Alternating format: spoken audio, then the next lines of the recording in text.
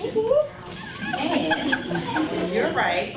We have a song to a Boa Chewa of Reginald F. Lewis Museum of Maryland African American History. For everyone who missed it, I want to welcome everybody to the event. Thank you for coming out. And why is she the smart child? Because she is white. Okay. Show me the dumb child. And why is she the dumb child? Because she plays. Well, show me the ugly child. And why is she the ugly child? Because she plays. Show me the good-looking child. And why is she the good-looking child? Because she likes skating.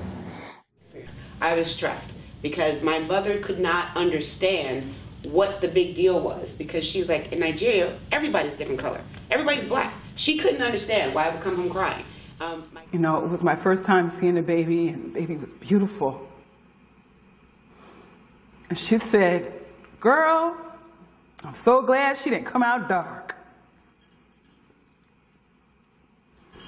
And when she said it, it felt like a dagger, like someone took a dagger and stuck it in my heart, because I was used to expecting hearing things like that from other races. Where did the purposes come from? They're from slavery originally.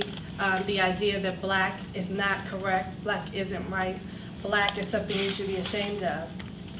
And so once we start from there and truly interrogate that history, because we know what happened, we know slavery happened, and then civil rights happened, and that was a long time ago. We have a black president now.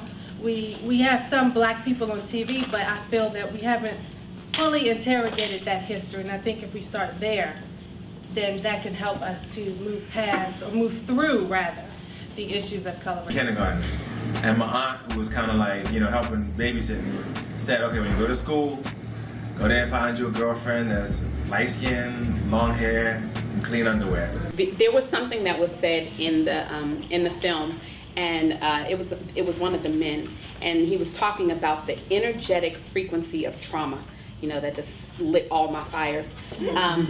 But that's a lot of work, and understanding what happens when trauma is experienced, whether you were told you were ugly, what happens in the psyche, how that becomes your inner conversation, and how that is passed down, which is, you know, how that becomes pathological, generational, and how that can happen in the home. I don't know. I struggle with the fairness of thinking that people are consciously being, you know, self-hating. I think that when you are brought up in a system that is constantly telling you that you are less than, it comes out in these really gross ways. And who knows what that, I mean, we don't know what the woman looks like, but who knows where her mind is at, that she would tell her son that. It crossed my mind, to be honest, that I was ugly because of dark skin.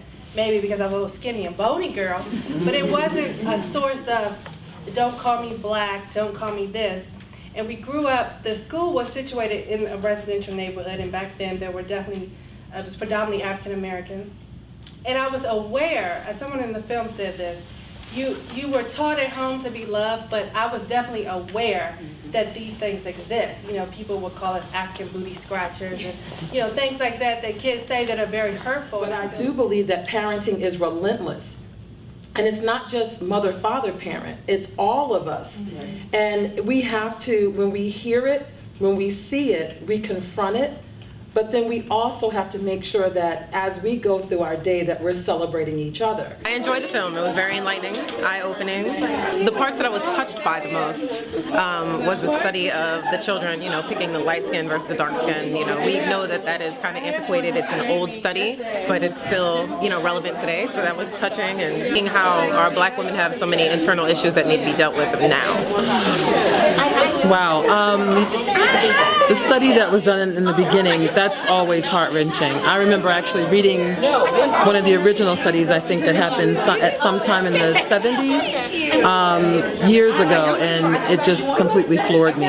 So but the testimonials, the I stories, those are the things that always kind of get you, because you're able to see yourself in somebody else's narrative.